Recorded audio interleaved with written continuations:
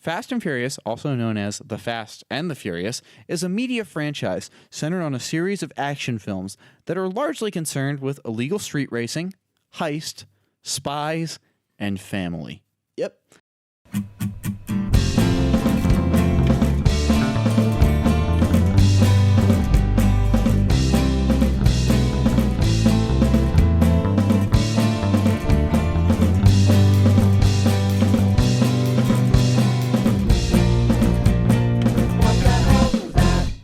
Hello, my name is Nate. And I am Mike.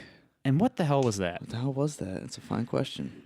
So we just got back from seeing F9, The Fast Saga, as the full title is. Is that what it is? It is. I was waiting to bring it up. Okay. It is, in fact, F9, The Fast Saga. Is this the official proclamation of it as a saga, or was like F8 like F8?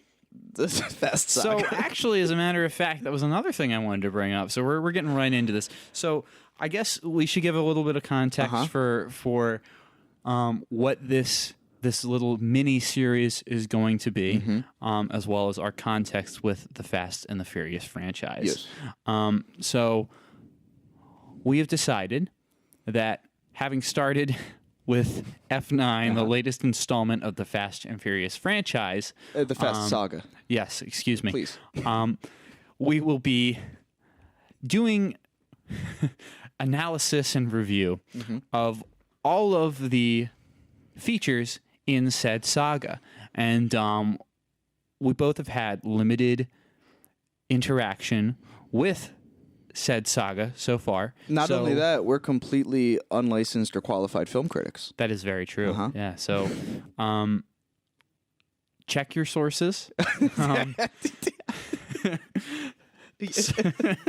So we are going to start with F9, with the limited context that we have for most of the plot points and just about everything that has to do with a movie, and then we're going to hopefully make our way through the entire franchise and then perhaps even revisit F9 with our newfound context and see if we can view it in a different light. I sincerely hope we do, frankly. I do as well. I hope we'll be able to catch it while it's still in theaters, but that would require a lot of forward planning. I don't know.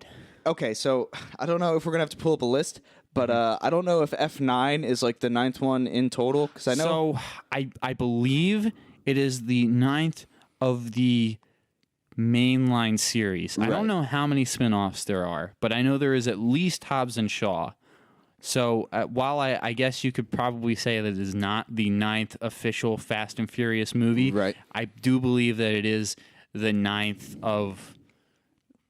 Well, of course, it's the 9th in the saga. Of Dom's story, I suppose. Vin Diesel. Vin Diesel Carman. So I guess let's start off here with...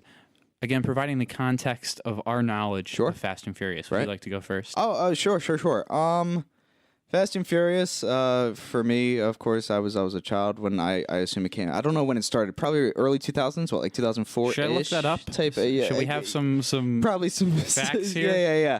I will do that while you. Yeah.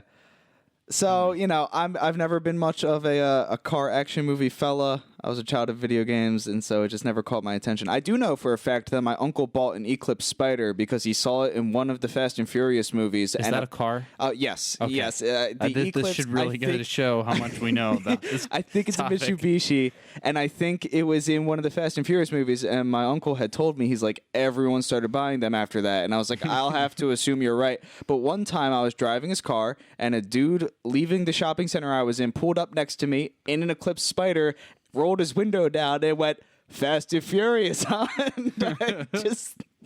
So Fast and Furious, the original one, came out actually 20 years ago, in 2001. Wow. Which, that is something, just looking now at what I can only assume is a photo of the cast in 2001. Right.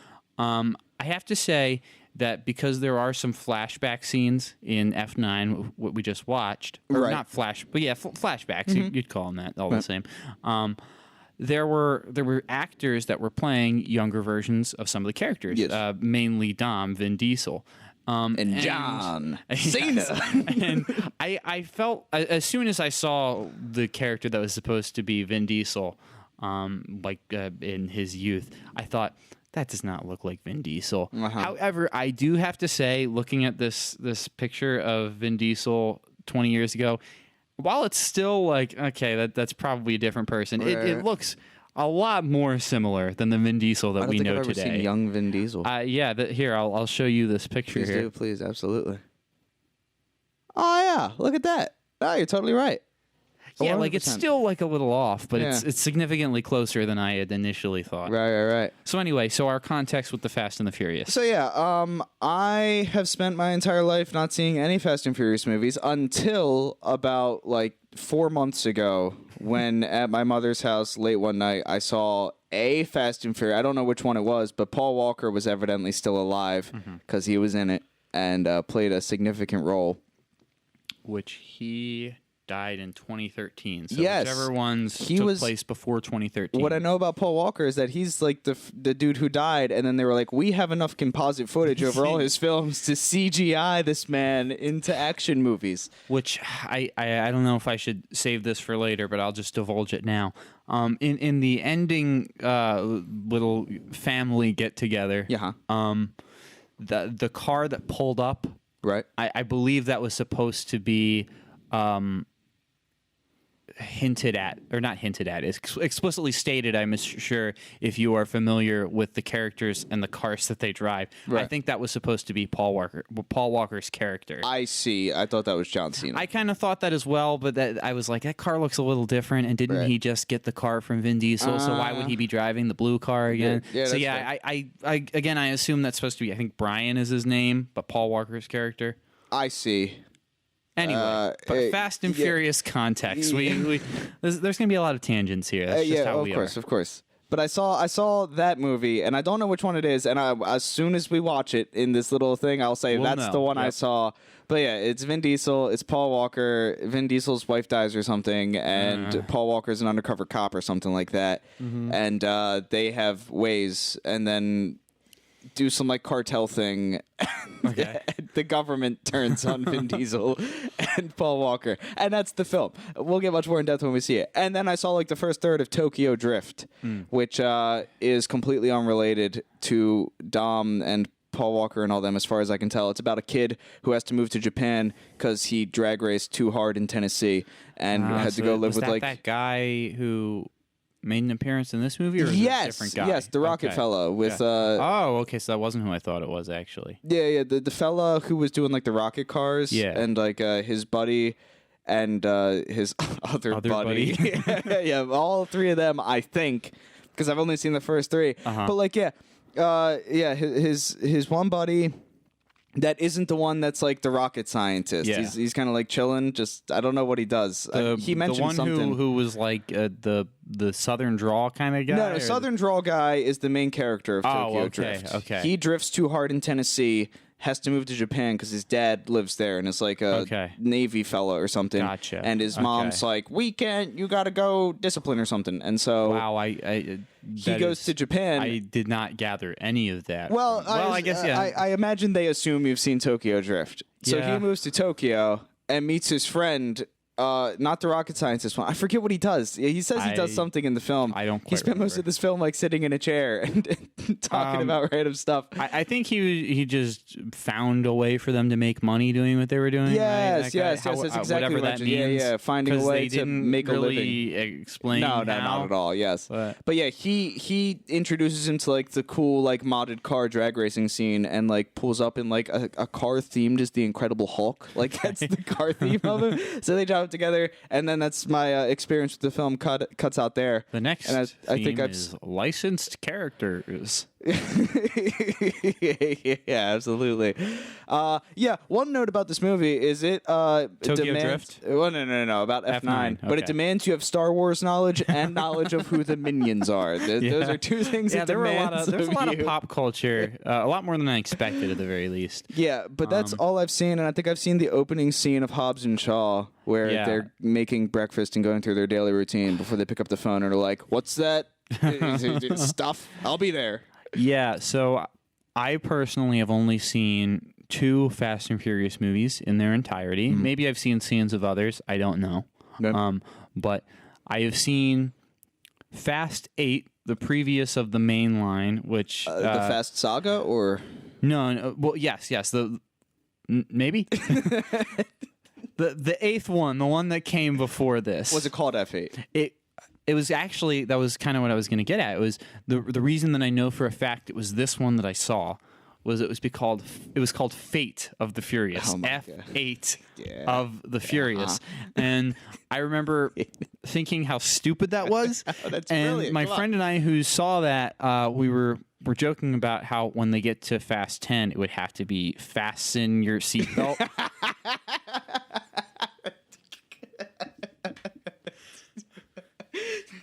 So I saw that one. Oh, okay. All right. So I saw Fate of the Furious, and I also saw Hobbs and Shaw. And so when I saw Fate of the Furious, I saw it with a friend of mine, and at the time, we worked at the movie theater, so we got to see free movies all the time. So we decided, both of us have never seen any of the Fast and Furious movies, Yeah. but from the previews alone, we know it was going to be a fun time. And it was. I had to say, I had a great time watching it. And honestly, if it wasn't for going to see that movie, I would have had no interest in seeing F9. And then I went by myself to see Hobbs and Shaw Right on. because I was just so curious. And it was ridiculous, but in the most fun way. I remember there were just so many moments in that movie where my jaw just dropped at Yeah. the things that they did. And that is one that I am particularly looking forward to Right. rewatching. Because it's The Rock and Jason Statham? Yes. Yes.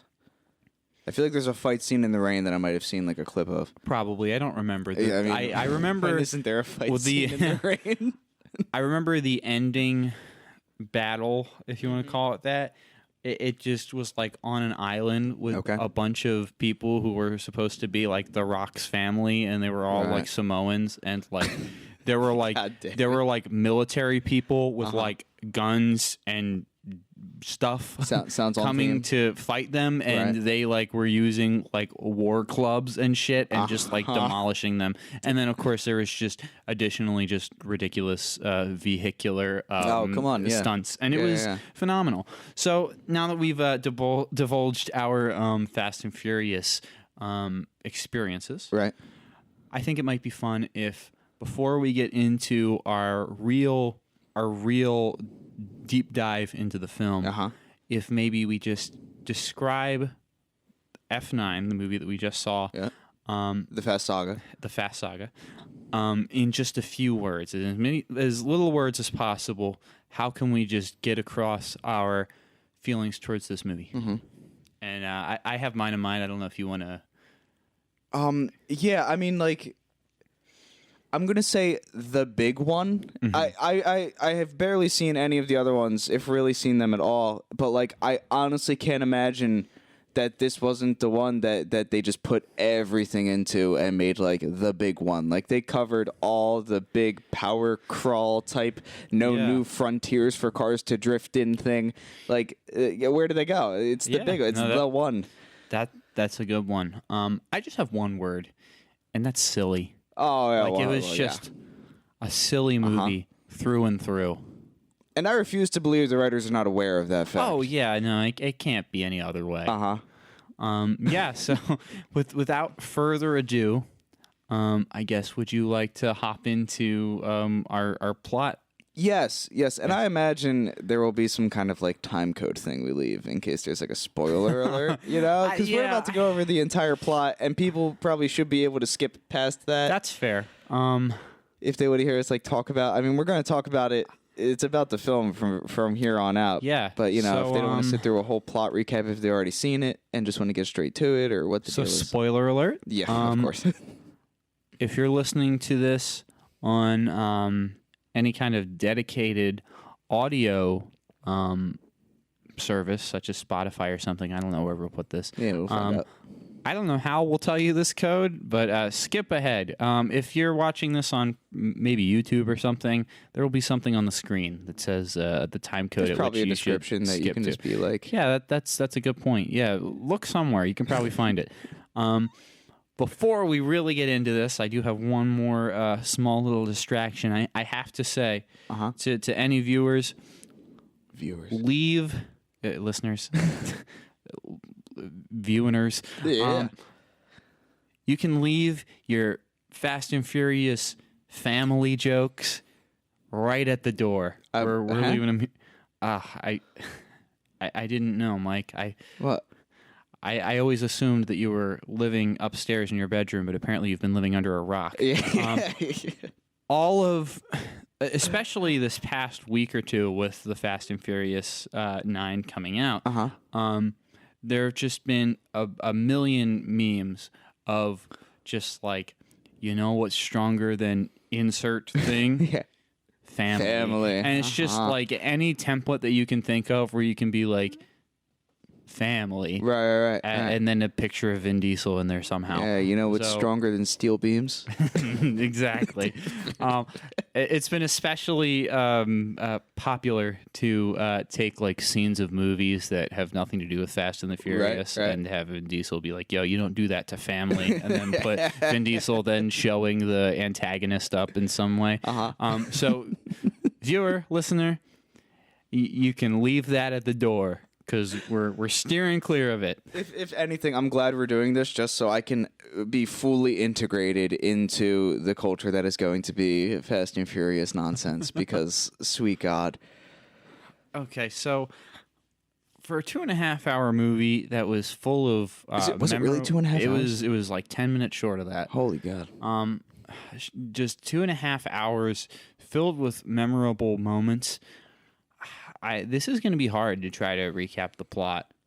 Yeah, I could try to go through as much as I remember from the... It's kind of location bound in my brain because they go all around the world and then to space. Well, that's what you were saying as we were coming out of the theater, and I think that you're exactly right, is that I think that the writers just kind of like think like, hey, where would it be cool to have like a car like do a car fight? chase. Yeah. Okay, cool. Let's write the story to make them go there. Right. But yeah, let's go here, I guess. Okay. From my recollection, it starts on a farm. It does. Yeah. Does it start on a farm? No, it starts on a racetrack. Oh yeah, it starts in the 1980s. Yeah, it starts with a flashback. Screen up on a 1980s race where. Someone whose name completely escapes me. Vin Diesel's dad. Vin Diesel's dad, yeah. Dom Toretto's dad, not... Yeah, Toretto. I assume it wasn't Toretto. I want to say Toretto. Let's just say Vin Diesel, that's easier. Yeah, but like the family... We'll remember it through all these, I'm sure, especially in the second video. But yes, I don't know if we've ever been introduced to Vin Diesel's dad as a character. Either. Yeah, that would... For all the family talk, for all the family talk that is apparently tied to these movies, it really seems like this movie was like, hey, introducing these family characters that are apparently a big part of these characters' lives and backstories, but we're learning about them in the 9th film. Yeah, I don't know about Vin Diesel's mom. They don't mention her at all. But it seems like they had to do a lot of establishing for Vin Diesel's father, and a lot of the character reoccurrences in this film are like, well, you know who this is, and then they like walk in and everyone like, and then hugs and stuff. So, you know. This movie is like everybody knows each other. Yeah. The movie. Yeah. I was saying to our friend Evan, as we walked out of the theater, whenever a new character... new to us anyway, was introduced to the film, I knew it was either going to be, it's you, or it's you.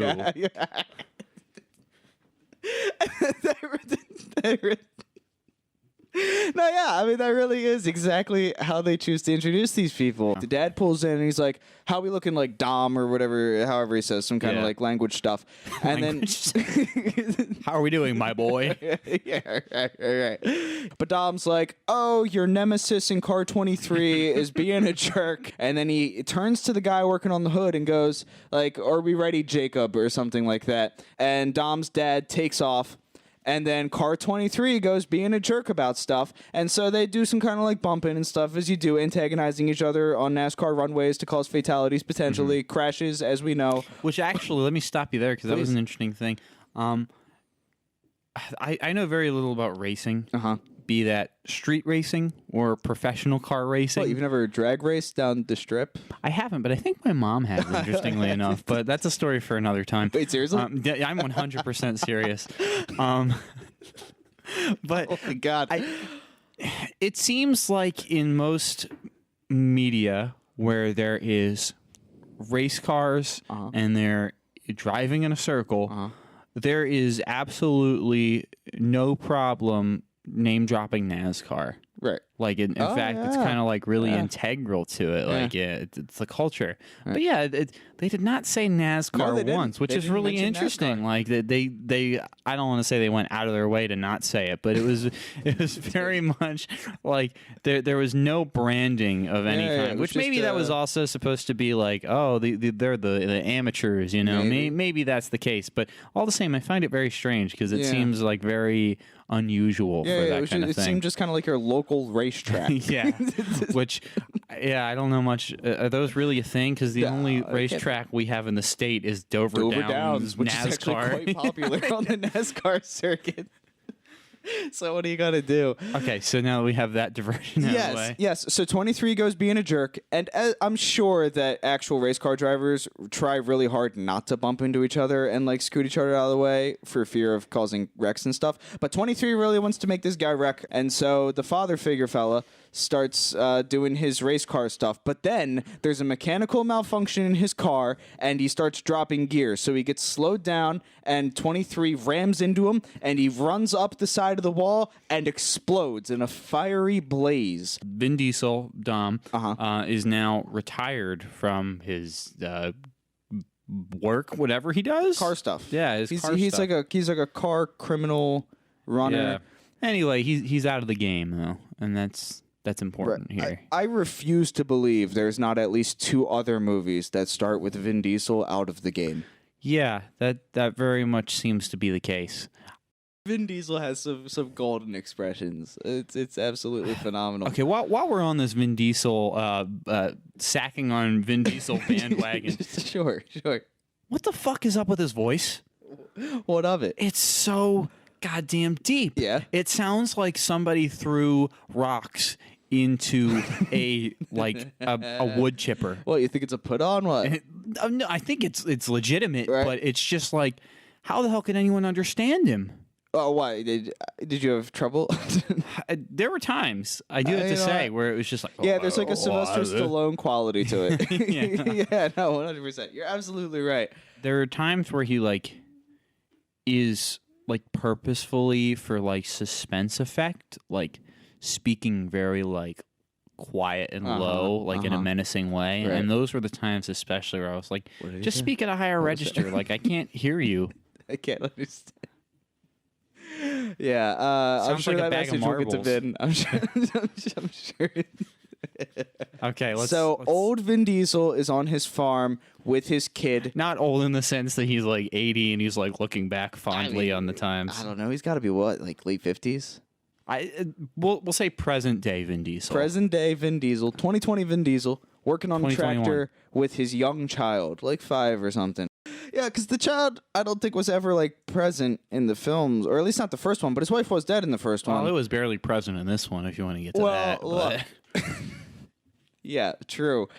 And so, actually, again, sorry to derail please. But speaking of the child and its role in this movie, sure. Which is non-existent, right. Except for the fact of being I'm a dad.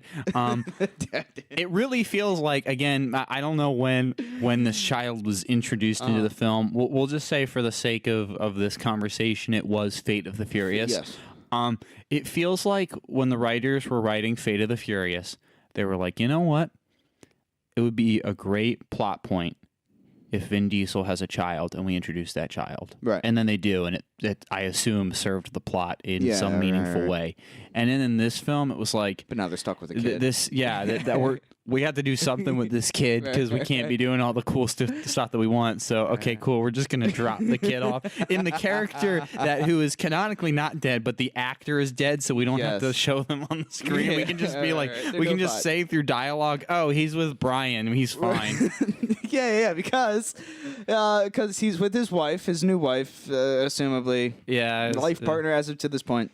They're raising this child on this farm, and then a car starts like pulling up really fast, and Vin Diesel turns and to they his shove wife. the kid in a box. Well, yeah, it's not a box; it's a hole in the floor. Thank you. So they pull out their guns and point it at the cars, and a car. And out of this car appears 3 people. Yeah. And by the grace of the movie writers, the first character out of the car said, "It's me, Roman. Don't say you forgot about me," which I thank them for because I would have never learned this guy's name otherwise. They're like, "Mr. Nobody's dead."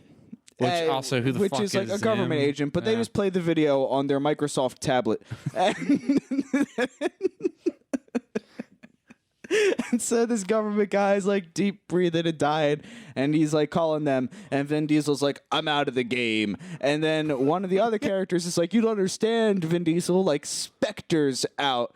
And Vin Diesel's like, "Oh, whatever, times change." And by the grace of the writers, once again, the other character goes, You forget this is the woman who killed the mother of your child." And then Vin Diesel goes, "Things change." Yeah. And like, what? Like the woman who murdered the mother of your... Did that change it? I don't understand how things change in that regard. Just was like, "I'm out of the game. I don't do that no more."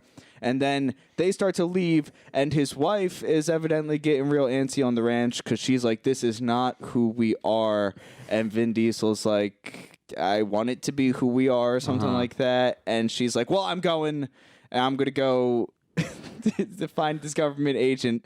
But anyway, jump cut to him in a Dodge Charger in the jungle. But yeah, that's the thing is that like they didn't say like what was happening, and I was really hoping that you just look in the back seat and he's got like a car seat. So then they were like, "Oh, he's with Brian. Don't worry." Right. So they go to the plane and they find a safe that was like trying to get like broken into, and the girl that arrived with the 3 people in the car is like, "Oh, well, their mistake was trying to break into this safe. Give me a minute and I'll open it because I can do code stuff." They pull out half of a circle, half a sphere, and they're like, "Oh, we found it. This is what he wanted us to find.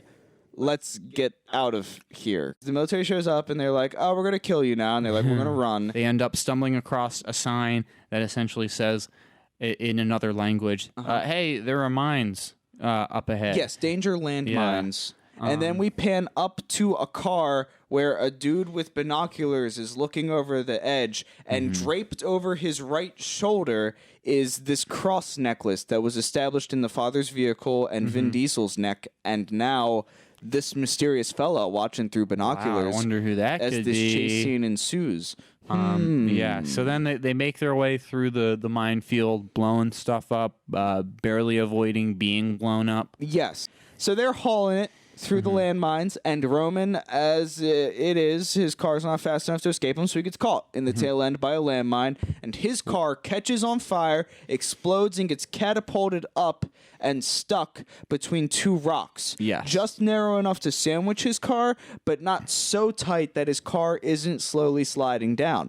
And what would be right below where his car is doomed to land as it falls, but a landmine. And so Roman in this situation is like, "I have to get out of this vehicle, jump out, and then recover and move before my car either squashes me, lands on this landmine, or both." And so he does exactly that and runs as fast as he can, and then his car lands on the landmine, explodes, flips up in the air, and lands directly on him, as it would seem. Without a doubt, directly on him. Yeah, from the perspective we were given.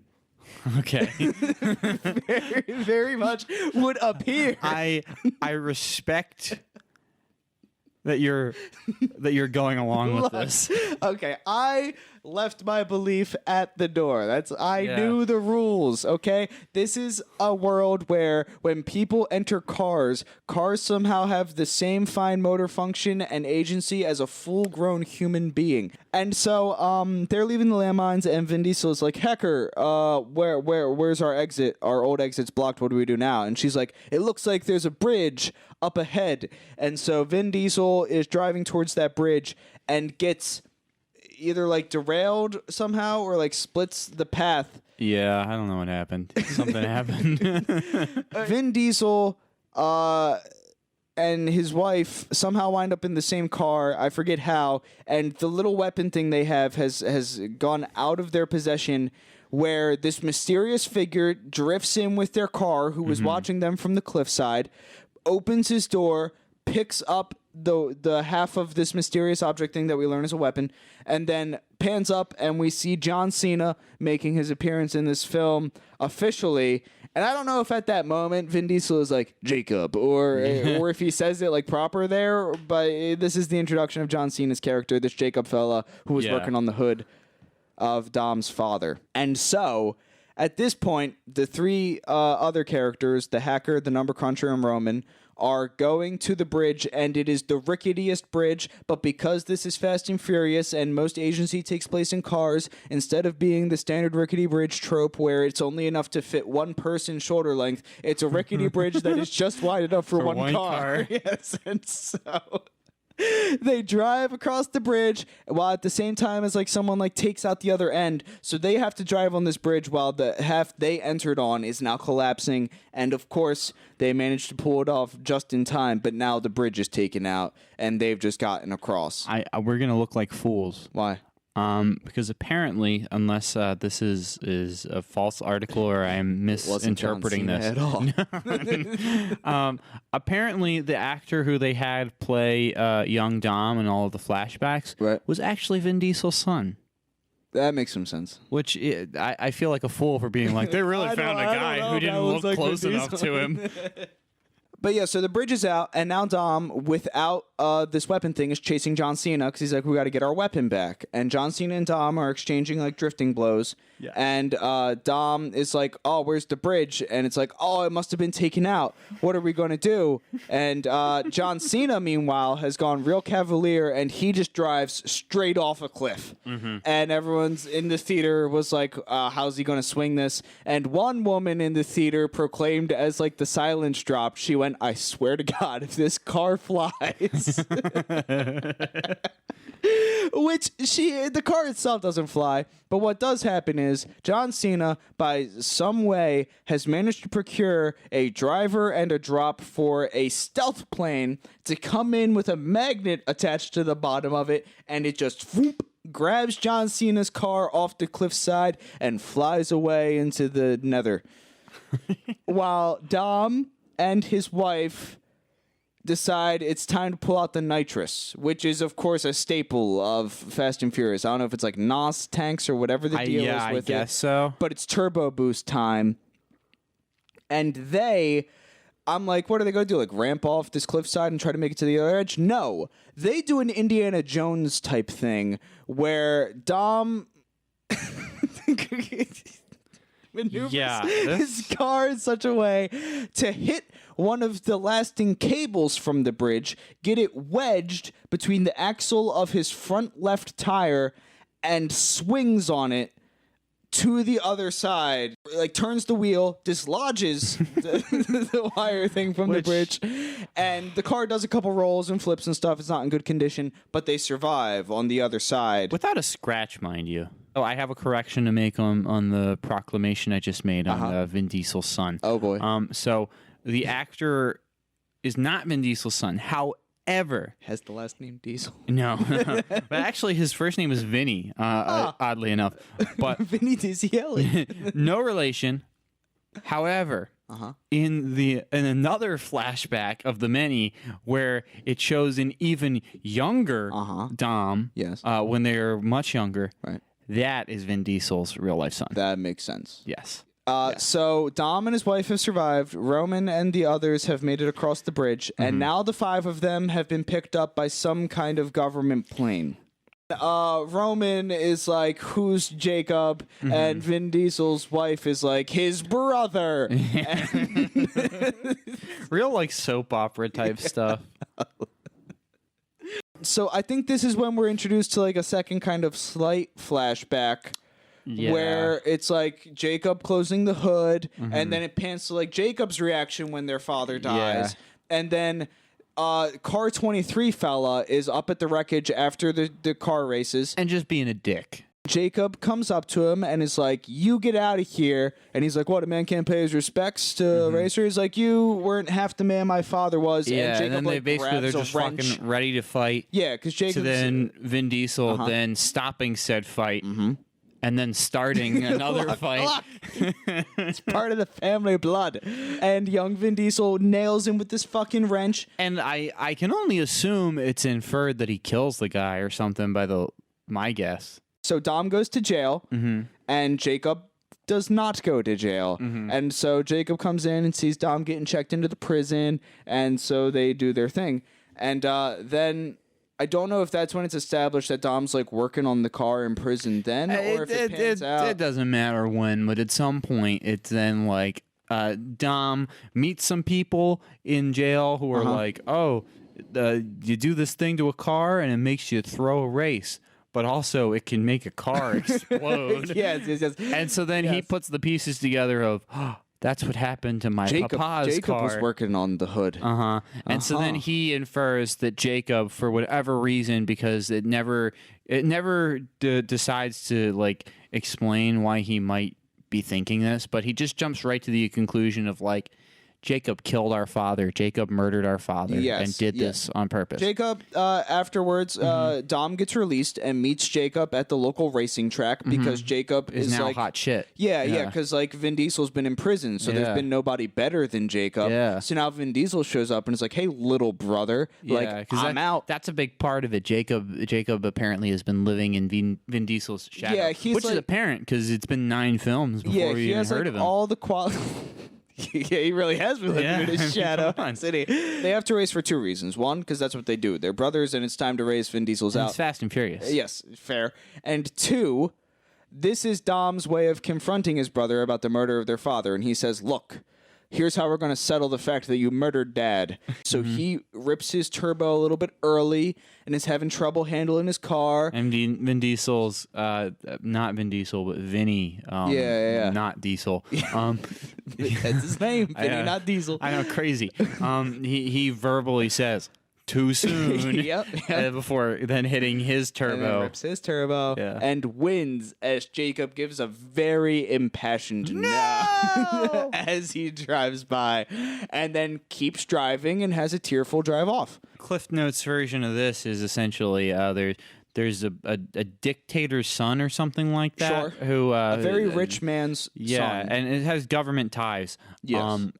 He's trying to get this weapon, and they somehow have captured the I guess the antagonist of the prior film, Cypher. Cypher is what it was. Yeah, you're right. Spectre's James Bond. I thought Spectre wasn't right, but I couldn't remember what it was. Cypher is right. Cypher is what it is. And apparently, I think that she was on the plane with Mr. Nobody or something, or at least that was something I thought I heard. Yeah, and she was in the area, and they abducted her and give her the Hannibal Lecter treatment of the glass box. Yeah, so everybody's working together, but they're keeping their eyes on each other. The stakes are set that Jacob's working with the bad guys. Bad guys are trying to rule the world in some capacity. Yeah.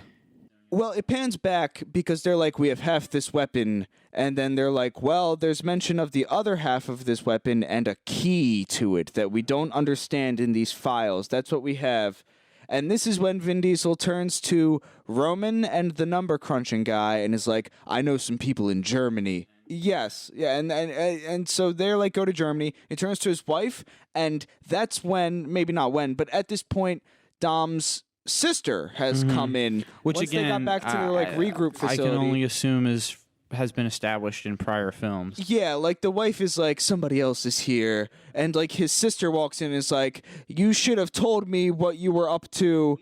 And so the wife and the sister, he's like, we don't know what's going on. But the hacker from the files has pulled up the image of somebody named Han. So they're like, go to Tokyo because that's where you'll find Han. And so the wife and the sister go to Tokyo while Roman and Tej, hopefully, go to Germany.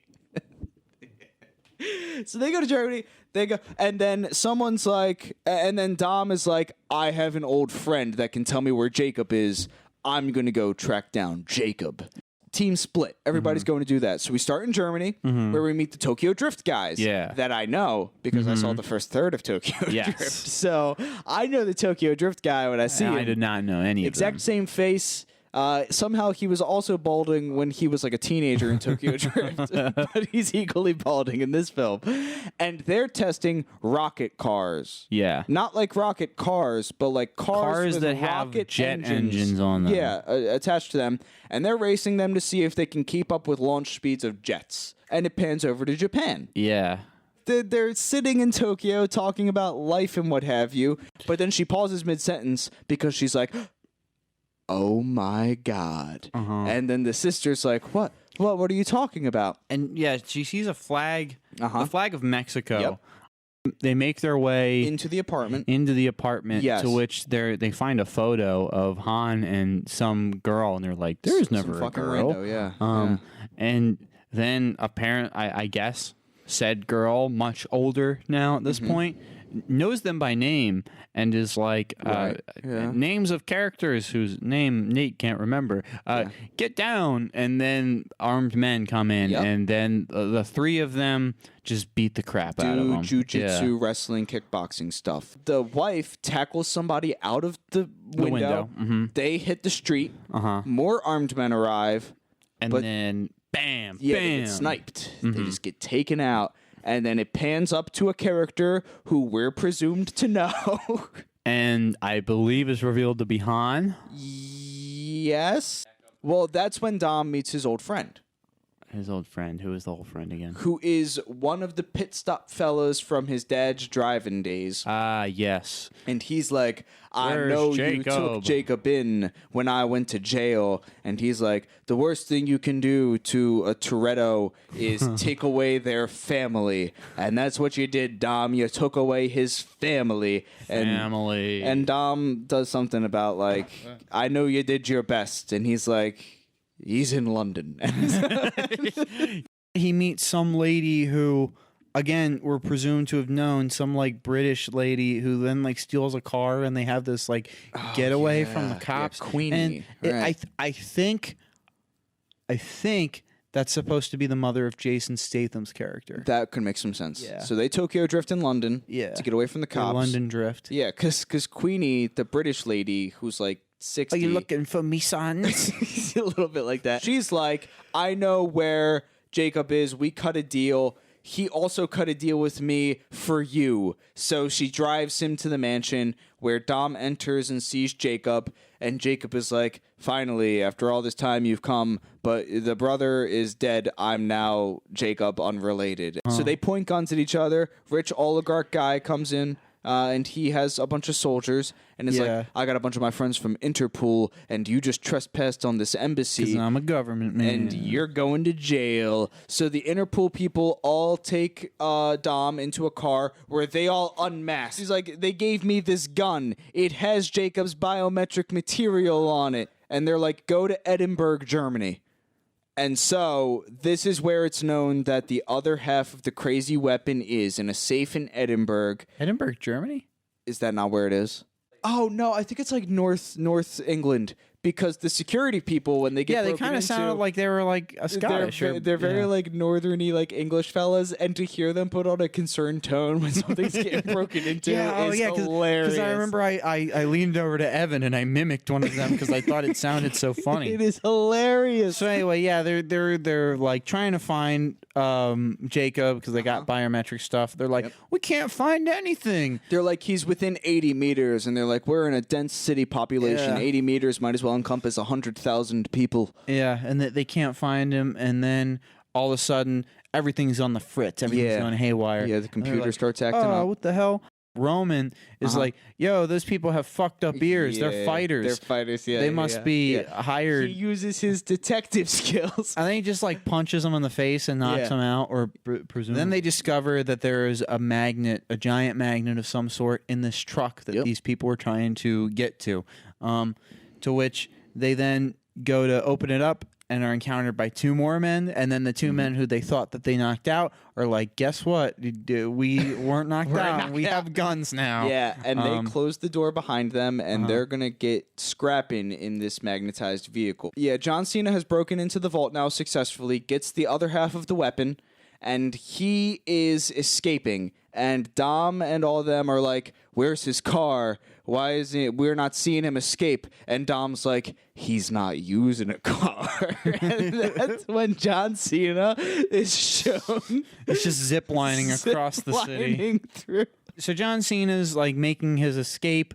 And at which point, also John Cena's accomplice, the dictator's son or whatever, is also making an escape. And the hacker lady's like, his accomplice is there to go pick him up. He's making an escape. And Dom's like, you got to go after him. She's like, I'm a hacker. I never learned how to drive. I live in London. Nobody drives in London.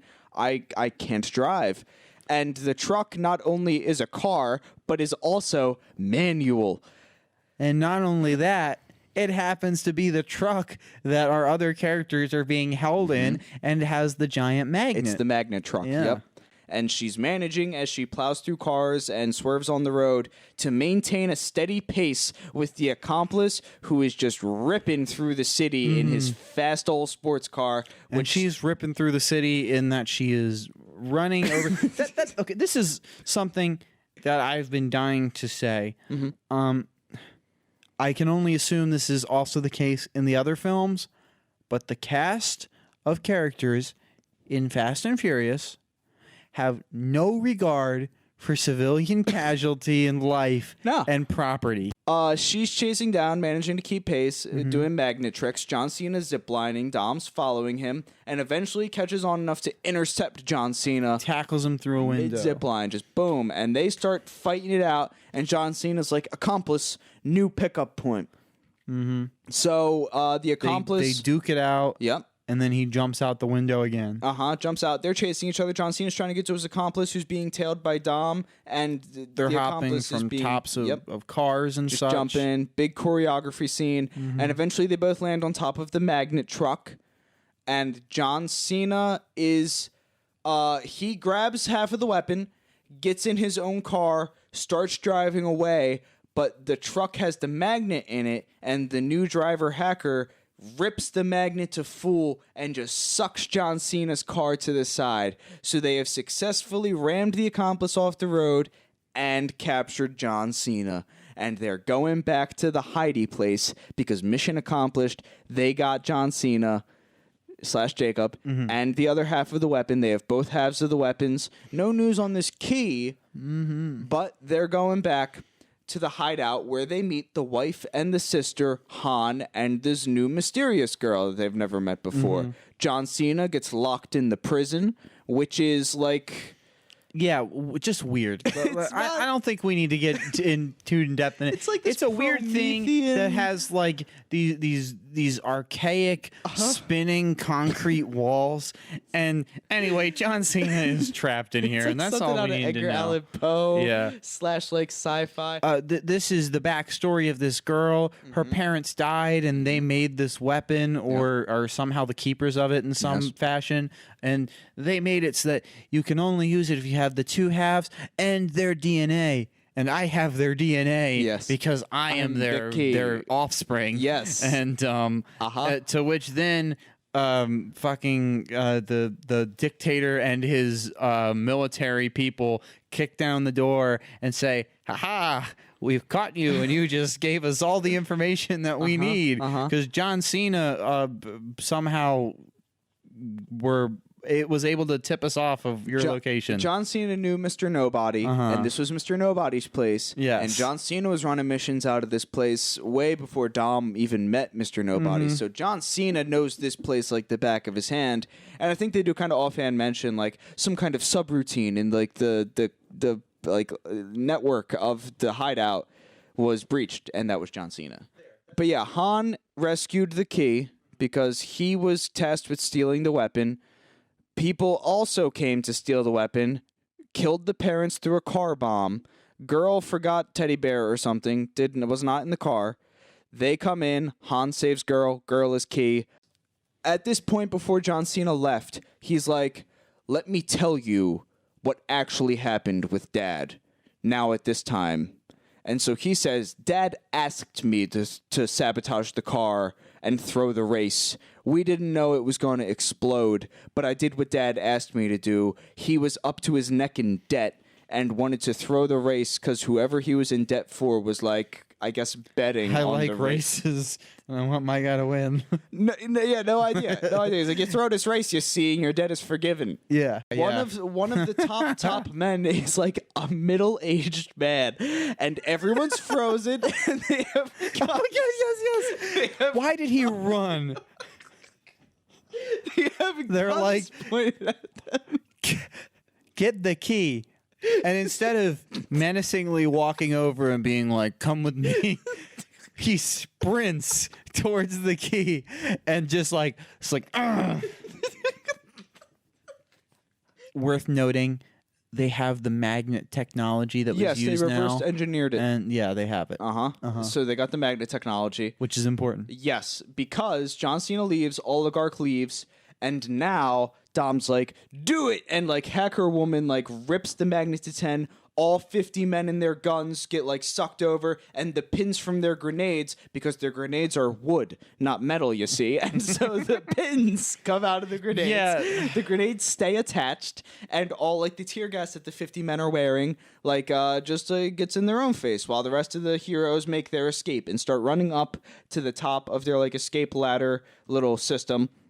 Mm-hmm. All the other characters except Dom get out, and Dom's realizing these 50 men need to be stopped if they have any chance of getting away. So he shuts the security door and latches it and is like, get out of here. It's been an honor knowing you, or whatever. Yeah. And turns around to do the Herculean task of fighting these 50 men himself. But there is a point where he gets thrown on his back and assumes the position of a cockroach that cannot return upright and starts flailing his arms and legs.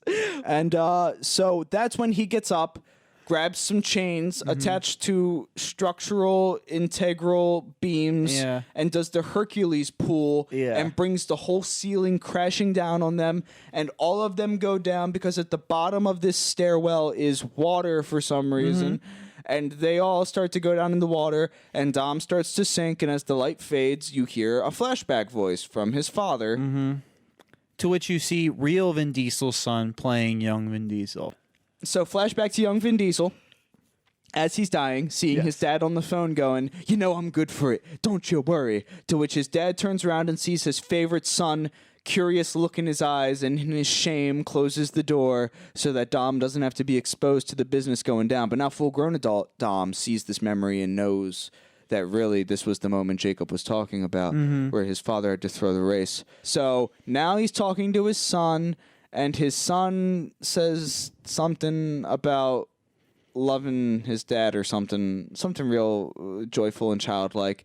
And then his wife swims down in the wreckage because I guess she got on the other side of that security door that Dom locked, or it got ripped down when he pulled the ceiling down. Yeah, and his wife pulls him out of the lake, death. And saves him. So Vin Diesel lives, and the wife has survived. Hurrah. And Jacob has the weapon, the key, and they are about to dominate the world. So they're trying to figure out what the weapon does, and they do find out what the weapon does, and that is it links up to satellites and hacks and assumes control of anything that runs on binary. They're going to shoot into space this satellite and link it, and Roman and Tej and everybody's at the base, and they're like, man, that's game over. Like, what are we going to do? But the only thing we could do, conceivably, is go into space and intercept the satellite directly, but we don't know anybody who does something like, say, work on rocket engines and cars or anything ridiculous like that. Or the two in tandem. And so Dom goes, that's exactly what we're going to do. So Roman and Tej, you're going to go to Tokyo Drift, people, get the rocket car, go into space, intercept and disrupt the satellite with magnets. And we're going to go track down Jacob and his oligarch pal. And With magnets. With magnets. And we're going to stop him. Big final scene with drifting and cars and magnets in tandem. All cars And that space. Dom and his crew have magnets. The space car launch goes well.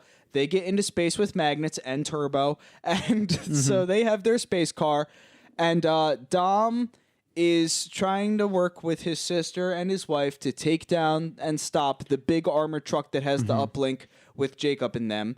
And car battle ensues.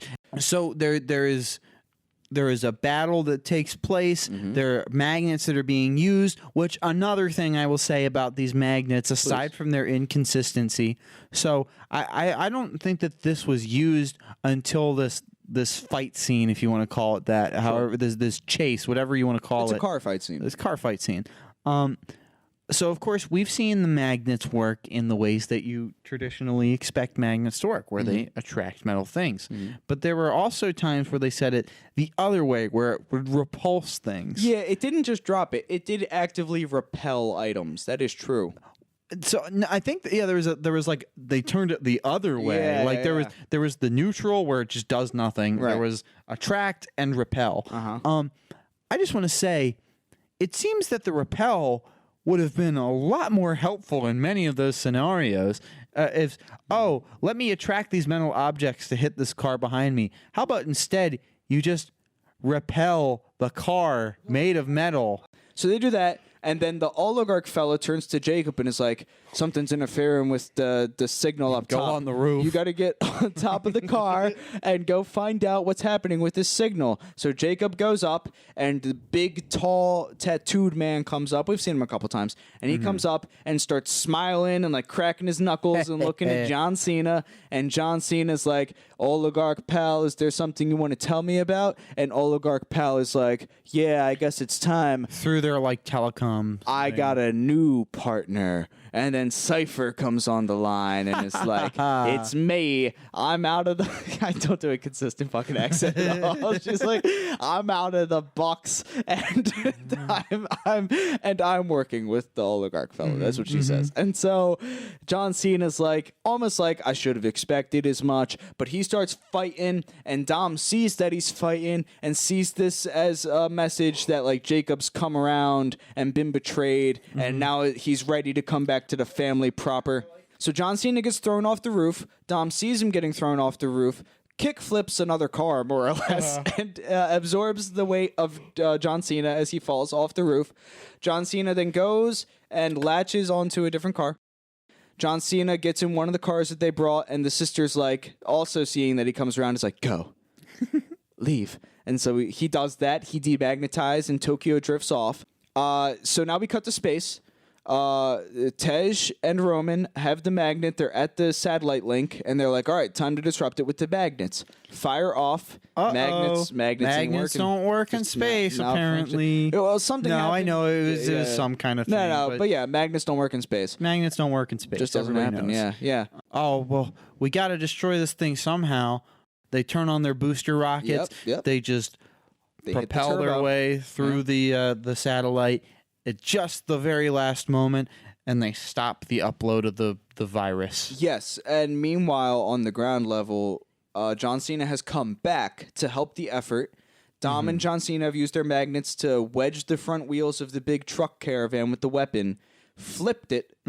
Underneath of it, where there's no armor, because they've now flipped it, have cut a hole in there, penetrated to the inside, and are from the inside acting to disrupt the signal. And they can't get it in time. do a really sick maneuver in which John Cena is about to be crushed by said flipped truck because, again, his car is lodged underneath it. And he does this sick jump onto Dom's car, which just makes it out in the nick of time. Right out in time. It's beautiful. Beautiful, I say.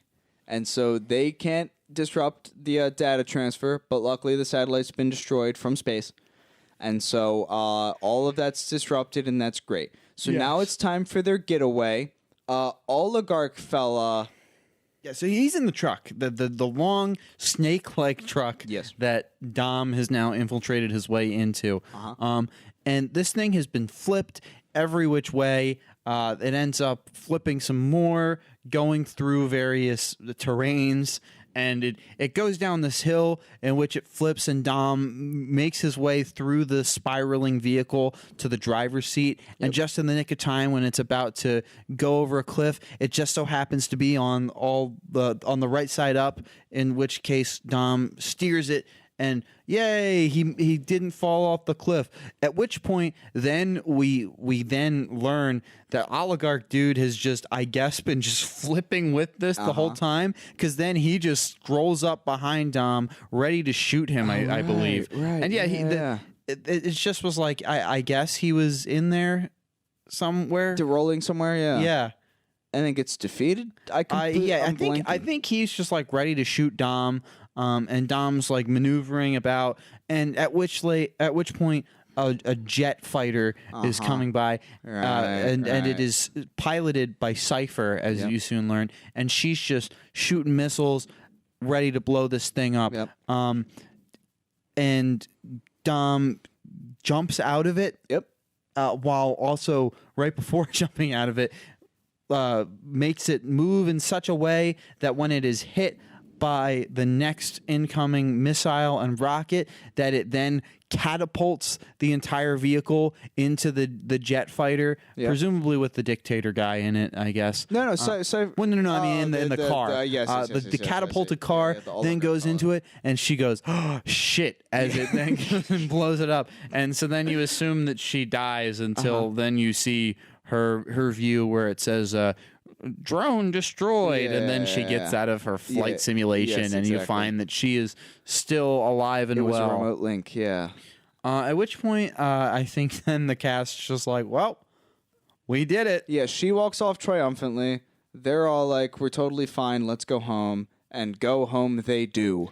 Not before being like, you know what, Jacob, we love you and your family. Yes. Take this car and just drive away.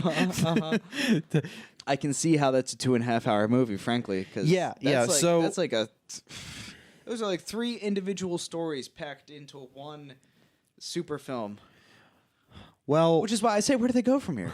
They went to space, but Cypher's still alive, and they just got a new team member in Jacob. So I don't like. Well, listener/viewer, I'm going to assume that I've gone through and edited that, because the time is now 1 hour and 45 minutes in real time, and I imagine that'll be chopped up into a more concise thing to give you a plot recap. And now let's get into some of our analysis.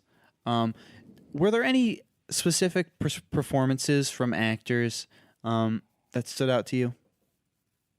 Stood out, or I thought were good? All of the above. Okay, all right. Yeah, I mean, look, I'm not gonna lie. A lot of if not all the actors, did a really good job of being just as campy and actiony as they ought to have been. Frankly, I mean, John Cena. I know John Cena from wrestling primarily. Like I was a wrestling fan right at the peak of his height. You know, I still appreciate wrestling, but like I was really into it right around John Cena's time. So it's kind of weird to see John Cena trying to be like hard, no nonsense, like fucking like spy evil guy. Like it seems so out of character, and he looked intense. But like seeing John Cena try to do expressions of like intimidating anger and sadness, they didn't convey like the emotion for me. It just kind of looked silly as far as I could tell. Anytime he stared contemplating out a window, ruminating on like evil thoughts, he just doesn't have the disposition for it, man. Yeah, I will be very candid and frank. There were no particular performances that I was like, I walked away with, you know, well, they did a pretty good job. It was all pretty like stale to me. I went in expecting campy action nonsense, and that is exactly what everyone did. The jokes, not funny. Sorry, I just not at all. not a funny time. I didn't hear the audience laugh at any of the jokes except for one joke that got an uproarious reaction from the audience in the theater. Which one was that? Do you remember? When Roman first comes back after he gets shot by all the people, he has his like Pulp Fiction Jules moment where he's like, 40 bullets hit me in the vest. Not one of them killed me. Yeah. He's like, I'm thinking we've been through everything, like planes and trains, automobiles, submarines. Even a submarine. I won't mention it, but the submarine. And he's like, I'm thinking, like, what are the chances? And then Tej is like... At which point I thought they were going to be like, we're in a movie. Yep. Tej turns to the hacker and it's like, what happens when you have an improbable hypothesis that happens again and again? And the hacker responds, hypothesis becomes fact. And I don't know if that's how the scientific method works, but that's what the hacker has purported to be the case. Yeah. And so... The same, they gaslight... I think that is the perfect way to put it. They gaslight Roman into believing that they're on the same page as him. Yeah, well, the hacker's like, you're kind of being ridiculous. And Tej is like, but are we really being ridiculous? And Roman's like, yeah, I mean, I'm hesitant to say it, but what if? And Tej is like, no, yeah, like, what if? The hacker's like, you're not really saying that we're... And Tej is like, invincible. Well, Roman goes, invincible. And Tej goes, I mean, it could be... And then, tonal shift, and he goes, that you're a dumbass. And then the audience seriously laughed. Like, there's a serious, audience moment where they were like, oh, hee hee. I was laughing as soon as it started, just because what a bold maneuver on the writer's parts. Yeah, I was kind of in the same boat. I think the only time that really got, a legitimate chuckle out of me that wasn't a, wow, this is ridiculous kind of chuckle. Yeah. I think the only one was actually the Minion reference. Because I was caught off guard. I was not expecting that. So I was like, they do kind of look like Minions. Well, I was like, yeah. I mean, I'm sorry. It didn't connect with me the same way it connected with you. I apologize. But their space suits for the uninitiated look like Minion. They're like bright yellow and look kind of Minion-y. And I thought, what if you're not familiar with Minions, the franchise? A, what a sad state of the world that it can be assumed that everybody knows what the Minions are. But B, if you're not familiar, you just know Minions as henchmen, and some random space person is like, why do they look like henchmen? Henchmen, Yeah. right? Yeah, exactly. It's like, I don't understand. But I'm trying. Yeah, actually, that's another thing. When because right leading up to that little joke, the space people. They're like, are you seeing what we're seeing? Right. And then is that a Pontiac Fiero? Yeah. And it looks like Minions are getting out? Yeah. Whatever. I was very much expecting, and I am a little bit upset that they didn't address it at all. I expected the people on the ISS, I assume that is the International Space Station, saying, hey, are you guys seeing what I'm seeing? A car just blew up a satellite? No, because they've been drifting in the void for a little bit. The satellite had to be a good 3 space miles beyond whatever they were doing. I suppose. Also, I guess, was that family dinner supposed to have been days later? Because Tej and what's his name, Roman are speaking as if they were on the space station for a couple days, which also, I guess they had to have been, because how often are things going to and from the International Space Station? And they do mention that they spent some time on it, and Roman just ate Tootsie Rolls and stuff. But no, I'm not going to lie, I got a good old kick out of most of those actors. Do I think there was any exceptional performances? No, of course. None of these people are getting Oscars for F9. But for the roles they were playing, for the bit they're supposed to be doing and the tone they're supposed to be conveying, honestly, they kind of nailed it. As far as I can tell, 100%. They made a Fast and Furious movie in the vein of Fast and Furious. They did it. That's fair. Yeah, it was everything I could have wanted from their performances. Were there any plot holes? Were there? I think plot holes. Maybe not any of those. Were there anything with the plot that you were just like, all right, come on? Well, look, I mean, The entirety of it, really. well, it's weird because they were very self-aware about the whole nature of the ordeal, right? As soon as they were like, "What are we gonna do? Go to space?" It was like, "Okay, you called your shot, and now you're gonna go to space." Like they knew that like they couldn't with a straight face be like, "We're gonna go to space, and don't worry about it." You know, they had to call it out. It's again this kind of concept of like the writers, they had places that they wanted car fight scenes to happen. Yep. And so they needed to write around that and then take like a piece of thread and then just stitch all those pieces together. Yeah. I think that's kind of the way Fast and Furious works. I think there's a Fast and Furious bingo that you got to go through, right? Like there has to be a straightforward drag race scene where it's more or less a straight line, two people who have something to prove to each other, and we saw that when Jacob and Dom did their "You Killed My Father" race. Yes. There has to be a party with like a 95 to 5% female to male ratio. Yeah. And and cars, of course. Yes. That scene has to happen, and they did that when he arrived at London. This movie F9 seems like it's, and again, like this is why I say like the big one is it felt like the finale of like a show where you have to have all the characters come reunion, have their time. Like you got the Tokyo Drift guys, you got Dom, you got the sister. So you have an initial crew of 6 people, a completely unrelated spin-off Tokyo Drift crew that you got to get in and have seen, a new character that you have to introduce as like your villain thing, an old villain that you have to establish as like this is like James Bond level like Cypher villain person. And all of these people have to have tangential plots running throughout the film. So you have like an A plot, B plot, C plot, D plot, and comedic E side relief that all have to be started, middled, and resolved throughout the length of a film with parties and drag racing in between because those are essential. There were way too many characters. Yeah. Oh, yeah. Yeah. 100%. And I can't say any of them, like, I didn't enjoy. Like, none of them are just like, you shouldn't be in this film. Your scene's great on my eyeballs. There were just too many people. There was, again, as somebody who does not have any prior context, really, no clue. To Fast and Furious, it was just a lot of, like, okay, here's another person who I have never seen before, but clearly is somebody who the cast knows.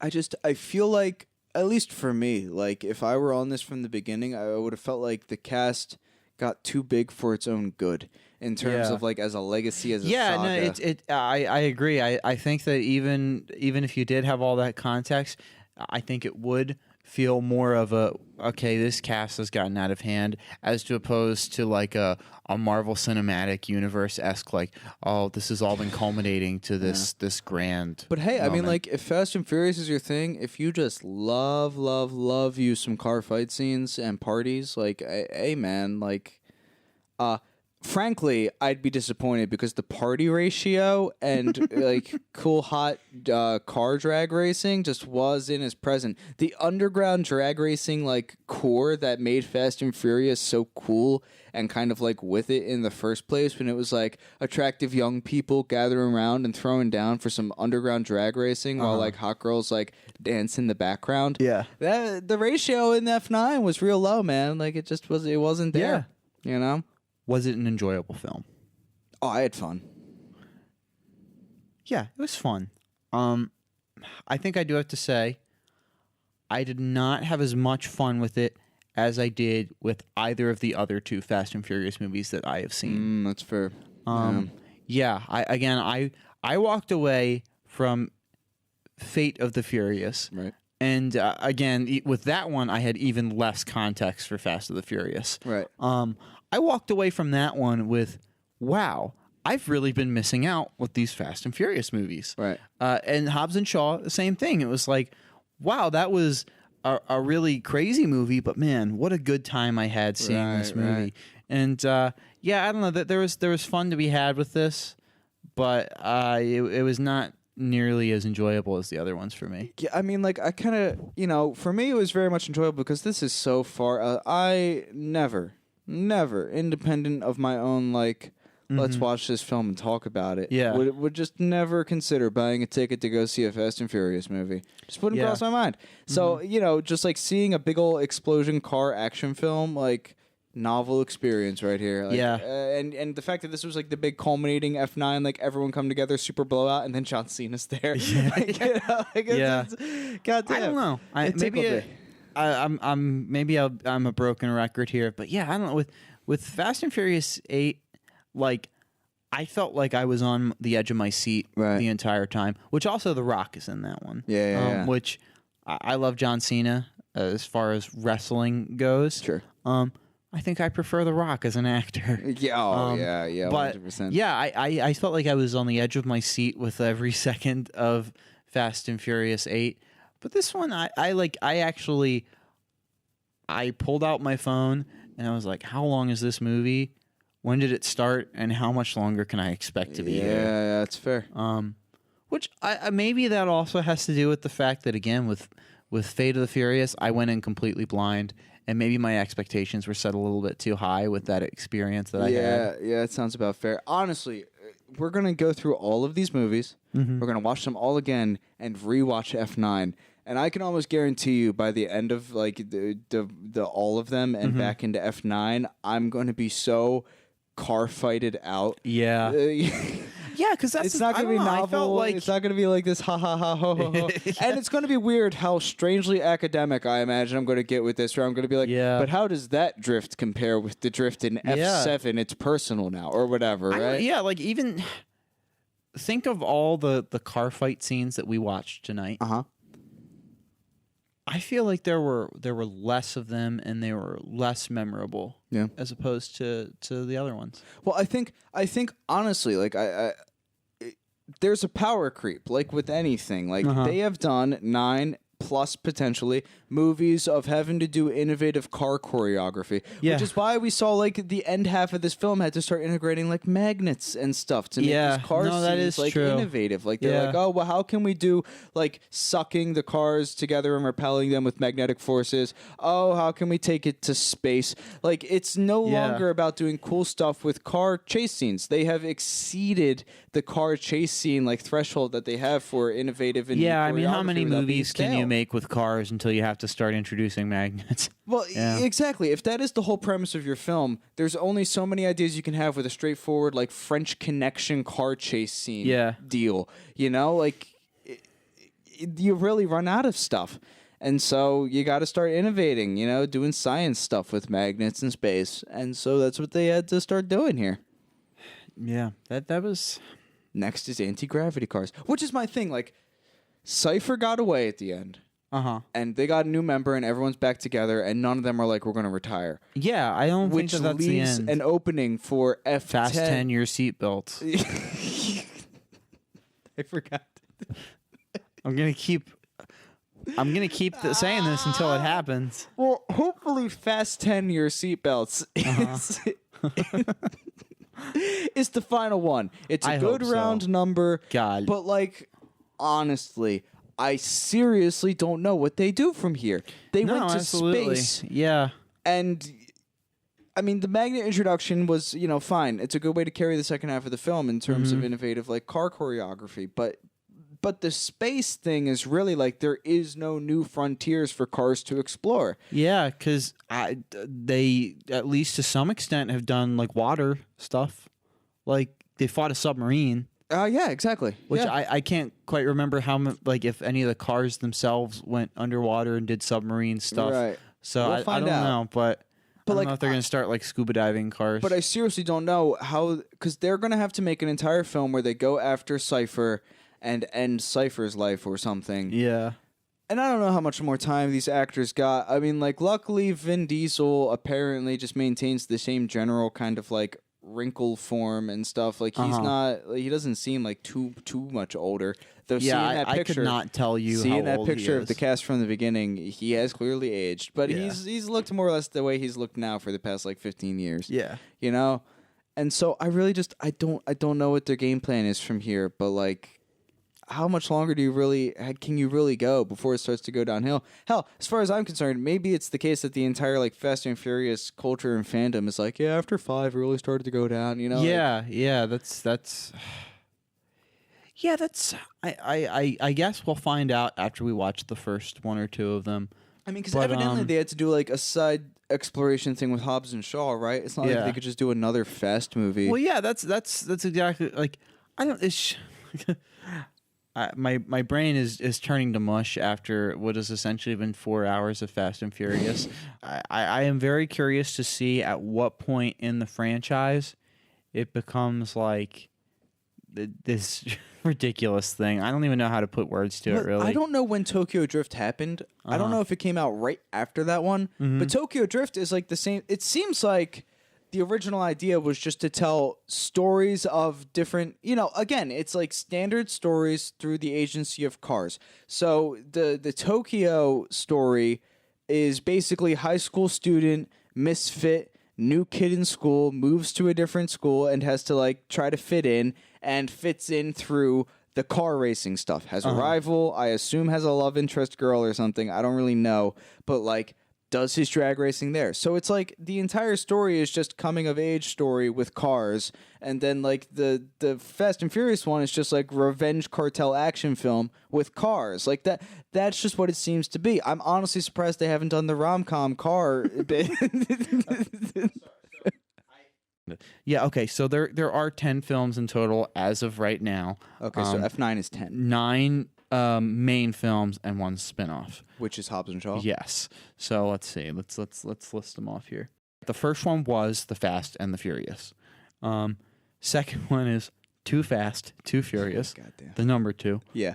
And then number 3, The Fast and the Furious, Tokyo Drift. Number 4 is Fast and Furious. So it seems like number 4 is when they adopted Fast and Furious and dropped these. Yeah. Fast 5. Fast and Furious 6. Wait, it's seriously called Fast 5? Fast 5. How do I not remember any of these? Which Fast and Furious 6, followed by Furious 7. Yeah, And then The Fate of the Furious. Yep. F9. Yes.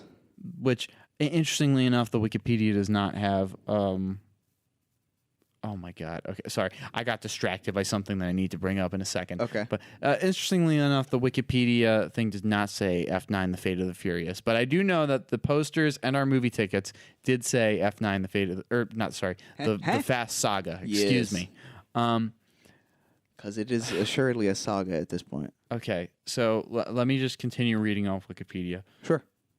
So in February of 2023... Okay. There will be...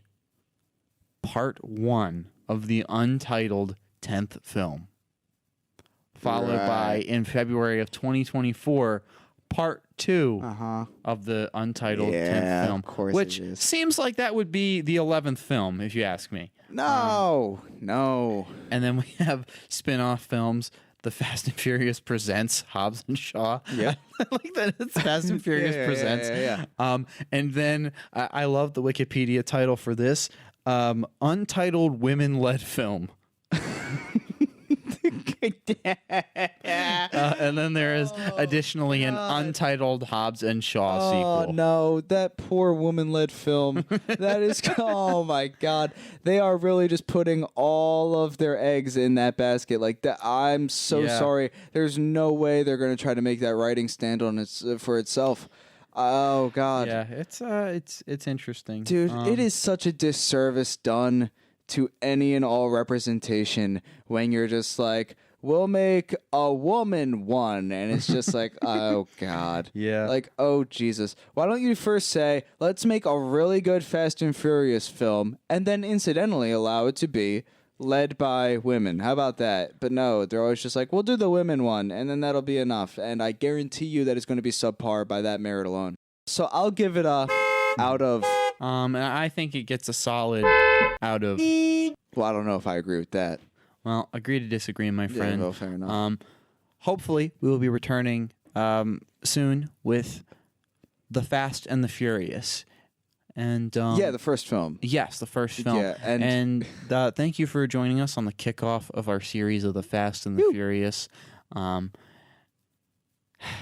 It's a long road ahead of us. Oh yeah, but it's one that we have chosen on our own accord, and I'm happy to be embarking down this road and becoming entrenched in the culture. And we have turbo, so we're good. Yeah. Nos. And that is all you need.